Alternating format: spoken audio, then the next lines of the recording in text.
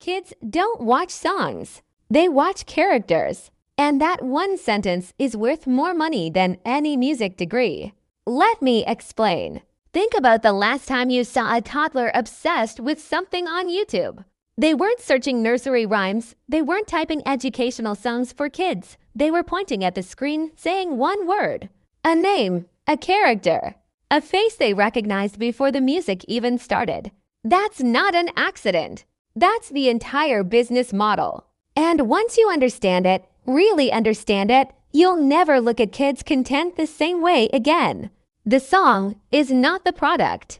The character is. Every single channel that has broken through to billions of views figured this out. Cocomelon didn't win because their version of Wheels on the Bus was better than everyone else's. There are 10,000 versions of that song on YouTube. Cocomelon won because JJ exists. A round-faced, blue-eyed baby boy with a name and a world and a family. Kids don't put on Cocomelon for the music. They put it on for JJ. Same with Blippi. Same with Pinkfong. Same with every channel pulling in 8, 9, 10 figures in revenue. The song is a delivery mechanism.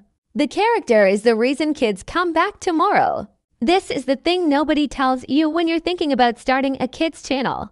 Everyone focuses on the song, the melody, the animation style, the audio quality.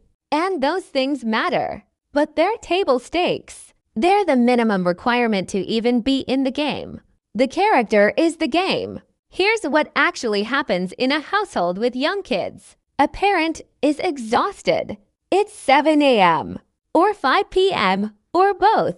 They need 10 minutes. They need the child to be calm and focused and quiet long enough to make a cup of coffee or answer an email or just breathe. They don't scroll through YouTube looking for the best nursery rhyme.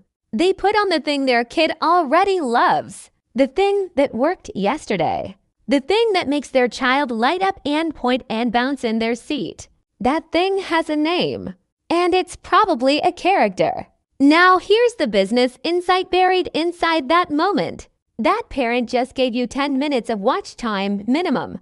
And if your channel is built right, if episode 2 autoplays after episode 1, if there's a story threading through the series, if the character has enough personality that the kid genuinely wants to know what happens next, that 10 minutes becomes 20, 30, an entire morning. YouTube's algorithm doesn't care about how good your song is. It cares about how long people stay. Watch time, session time, return visits. And nothing on the platform generates those numbers like a character a toddler is emotionally attached to. You're not making content. You're making a friend for someone's child. And parents will put that friend on every single day. Every video you make becomes more valuable over time, not less. This is the part that separates a channel built around a character from a channel built around songs. When you upload a song, it gets views for a few weeks. Maybe it catches a trend. Maybe it ranks for a search term. Then it fades. The next song starts from zero. But when you build a character, something different happens. A new viewer finds episode 7. They love it. They go back and watch episode 1, then 2, then 3. Your oldest videos start getting views again because new fans want to catch up. Your back catalog isn't dead content. It's an on-ramp. A whole world for new kids to fall into. And then you do what every smart show does. You reference it. Remember when Milo got lost in the forest? That was episode 4. Now a kid who started on episode 7 goes and finds episode 4. You just got views on a video that's 6 months old. This is compounding. Songs don't compound. Characters do. Parents don't trust videos. They trust shows. There is a massive difference between a parent saying, here's a nursery rhyme video, and a parent saying, let's put on your show. The first one is a transaction. The second one is a habit. Habits are where the real money lives. Habits are what sponsors pay for. Habits are what gets you on Netflix. Habits are what turns a YouTube channel into a brand.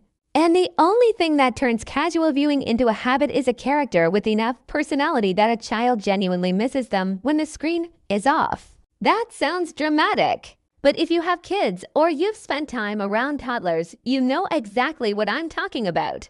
They ask for their characters by name. They want to know where they are. They want to see what they're doing today. Build that. Build the thing a 2-year-old asks for by name at breakfast. And you don't just have a YouTube channel. You have something that can become toys, books, clothes, live shows, streaming deals. Songs don't get toy deals. Characters do. That's not an opinion. That's just how this industry works. The slot is open. Right now, today, here is the most important thing I want you to hear. Cocomelon exists. Yes, Pinkfong exists. Little Baby M exists. Those channels are enormous and established, and you are not going to out-Cocomelon. But that's not the point. The point is that there are 1,000 lanes those channels are not in.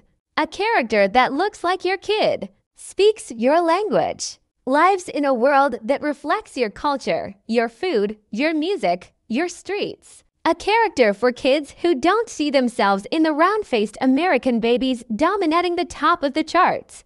That character doesn't exist yet.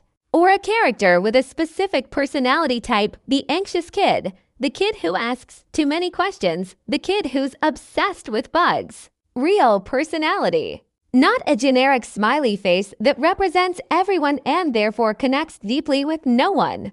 The generic lane is crowded. The specific lane is wide open. The creator who wins the next decade of kids' content is not going to be someone with a bigger budget than Cocomelon. It's going to be someone with a more specific, more lovable, more real character than anything Cocomelon ever made. So here's the actual move. One character. Simple design, because simple is cheaper to animate and easier for kids to draw and remember. One personality quirk that shows up in every episode. One flaw they work through. One catchphrase that a 2-year-old can repeat. Wrap a rhyme around each episode. Wrap a learning moment around the rhyme. Keep it under 10 minutes to start. Be consistent, same character, same world, same energy, every single upload. That's it. That's the whole formula. It's not complicated. The barrier is slightly higher than filming a single video. You have to think. You have to design.